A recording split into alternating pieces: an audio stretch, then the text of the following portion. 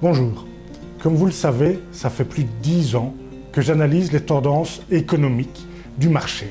L'évolution des besoins, des comportements, l'évolution des business models, la possibilité pour un entrepreneur ou une entreprise d'améliorer ses performances.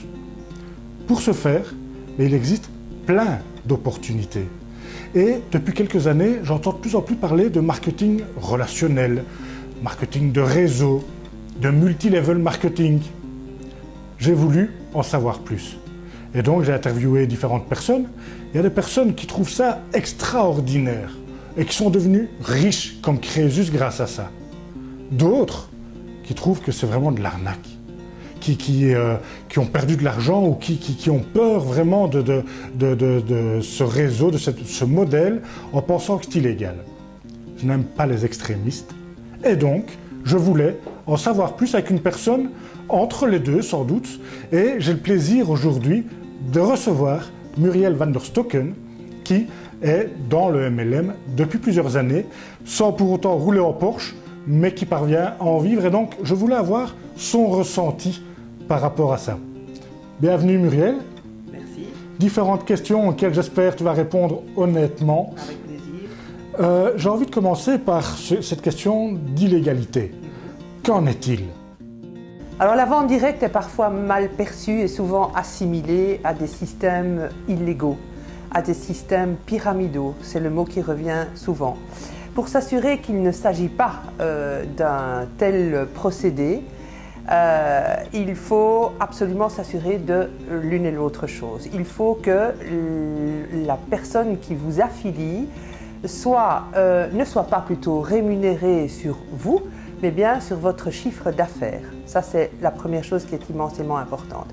Les frais administratifs qu'on peut vous demander ne doivent pas excéder 100 voire 200 € et vont être consacrés à du support publicitaire ou à des échantillons.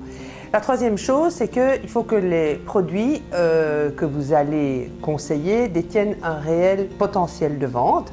Ensuite, vous devez avoir un contrat en bonne et due forme et l'entreprise de laquelle vous allez être partenaire doit être affiliée à la Fédération de la vente directe. Intéressant, mais bon, par rapport à ça, on parle d'argent facile et donc de devenir riche très vite. C'est ce que j'ai entendu par certaines personnes. Qu'est-ce que tu en penses? Donc, nous entendons à ce sujet tout et son contraire.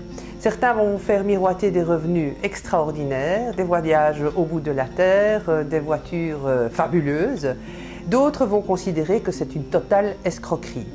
Alors, vos revenus vont être en fonction de ce que vous allez mettre en place, de vos actions. Et puis, qu'est-ce que vous voulez exactement? Est-ce que vous voulez un peu d'argent de poche? Est-ce que vous voulez un revenu complémentaire? Est-ce que vous voulez remplacer votre revenu? Ou alors, est-ce que vous voulez un style de vie privilégié? Alors, je pense qu'avant tout, ce qui est important, c'est de savoir ce que vous voulez et de mettre en place ce que vous voulez atteindre.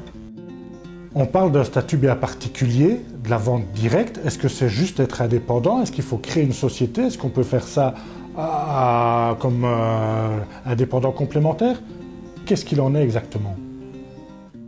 Alors, la vente directe est un métier qui est ouvert à presque tout le monde. Alors que vous soyez étudiant, que vous soyez salarié, retraité ou en demande d'emploi, je pense que ce qui est important, c'est de vous renseigner par rapport à votre situation auprès d'un guichet d'entreprise.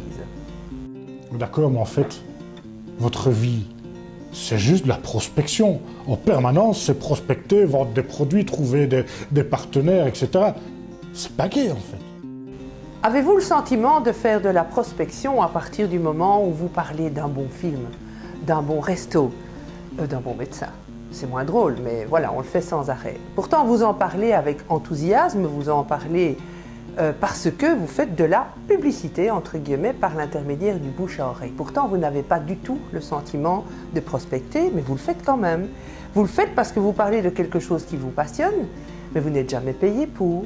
Ici, je parle de choses qui me passionnent, je parle de choses que j'aime, je le fais avec qui je veux, je le fais quand je veux, je le fais où je veux et je suis payé pour. Alors, je ne sais pas, moi je trouve que c'est particulièrement confortable. Bon, à part prospecter, il faut avoir du stock, donc ça coûte de l'argent, ça coûte très très cher en fait de rentrer dans un marketing de réseau. Un commerce traditionnel va être obligé de faire du stock et va devoir l'écouler au moment des soldes. Nous, jamais. Parce que nous nous assurons de pouvoir vendre les produits en déant les 30 jours. Et en cas d'arrêt d'activité, la société se doit de reprendre votre stock à raison de 90% de ce qu'il vous reste. Donc il n'y a pas de stock à faire à ce niveau-là. Alors le MLM, ce n'est pas du miracle. C'est-à-dire qu'on n'atteint pas des objectifs extraordinaires en ne faisant rien du tout. Ceci dit, ça m'a procuré une liberté au niveau du temps, au niveau des horaires, une liberté d'action aussi. Je me suis toujours sentie indépendante, entre guillemets, dans l'âme, entrepreneur, oui, mais pour la première fois, je travaille maintenant pour mes objectifs plutôt que pour ceux de mon patron.